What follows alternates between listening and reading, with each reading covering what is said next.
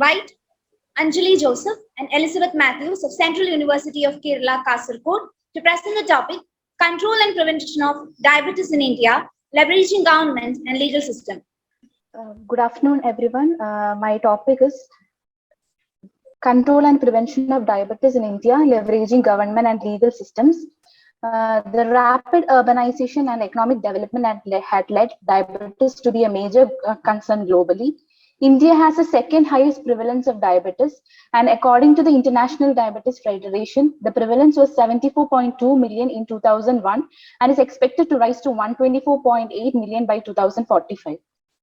And considering the rapid increase in the prevalence of incidence of diabetes in 2010, the National Program for NCDs was launched. But even after a decade, the incidence of diabetes is still at a rise. All the interventions and programs under this program targets the individual factors, but diabetes is not only a medical problem, but it is influenced by many other factors. The socio-ecological model of health well explains this. This looks into the individual. This looks beyond the individual to evaluate the multitude of influences from the surroundings, schools, playgrounds, and other community factors and societal factors. Thus, this review aims to explore the built environment characteristics associated with diabetes, where appropriate governmental interventions can be made. For this review, I have taken articles which were published up to 2022 and which were published in English language. We know that South Asians have a higher predisposition to develop diabetes, and it is accelerated by living in unhealthy living environments. But built environment is the human-made environment in which we live, such as buildings, parks, streets, neighborhood, etc., which are near to our living areas, and availability of a healthy built environment around the person in all domains of life can encourage opting for healthy dietary options, active living, and social interactions. And there are two key aspects of healthy built environment, such as food environment and the environment that encourages active living.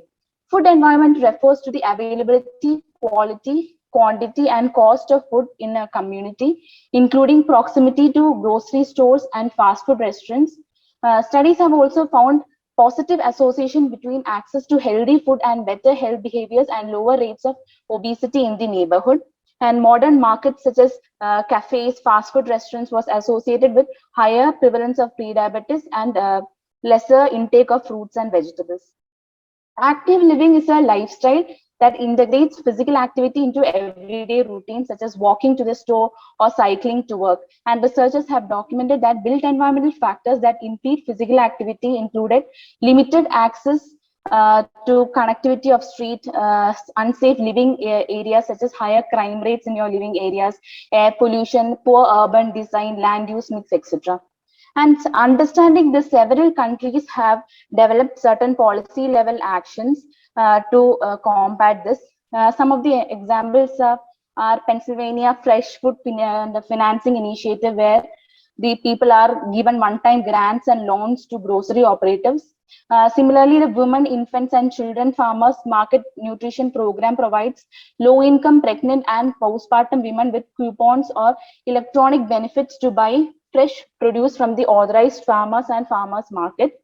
The Farm Bill initiative in America, where subsidies and incentives are provided to all the farmers, and the law of food labeling and advertising in Chile, and the national policy of the United Kingdom, where the salt content is reduced in the processed food, are examples of policy level actions that are taken to improve the healthy eating. And coming to the active living, in Lisbon, the pedestrian and cycling corridors were built, which were having 27 cycling pedestrian bridges, and they converted the commercial spaces to green spaces so that more green areas are created in their place. And the cycling policy of Europe, Cyclovia Recreativa in Brazil, and the bus rapid system in Brazil are some of the examples of the policy level actions that have been taken. Diabetes is a social problem that requires a trans-sectoral and all of government approach. That means health should be a part of all the policies that have been made, because it is affected by housing policies, environmental policies, labor policies, food system, everything will be indirectly or directly affecting the health of the person. Anjali, And now the time is up. Can you come to the conclusion? Yes, sir. The policies can be of national, community and individual levels. And in India, there's a rapid increase in the urban population and clustering of buildings. There are no control over the fast food chains that is increasing, and lack of green spaces are also there. So what can be done is that we can adopt successful models such as bus rapid transit in Pune and Chandigarh's non-motorized transport policies, and the green walls and the rooftop gardens that have been created now. And we can maintain children's parks and pedestrian pathways. And fast food ban in the premises of school has been enacted by Supreme Court, but it is not only enough. The environment should be conducive so that the supermarkets showcasing the sugary beverages should be avoided, and the giving chocolates instead of the changes should be removed, and making stringent rules for import of sugar, sweetened produce and salt containing food should be done. So legislatures design broad policies and parameters, including process for making decisions that affect built environment. So legal system can be a powerful tool that can make the changes in the community. And these are the following guidelines that can help public health advocates that can become a constructive and effective voice in the prevention of diabetes. That is getting involved in early planning process and bring data to the table, help policy makers use data more carefully, and being a voice for the environmental and aesthetic concerns, and for children and those who are underrepresented or underrepresented population. Thank you. Thank you for the time-bound presentation. One question: Can we adopt the cycling policy of Europe here in India also? Is there any hurdle in adopting that system here in India? Actually, in Chennai,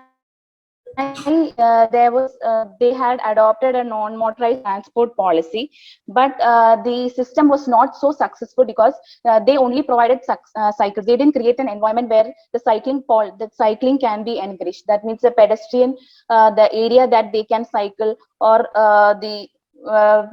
and they had to take buses from other places instead of using cycles. So the environment that they created for cycling was not good. So that's why even if we introduce such policies, we have to make an environment that is conducive for them to utilize these services. Thank you. So, thank you. Okay. Shall we come to the conclusions? Okay. Let us move on to the next presentation.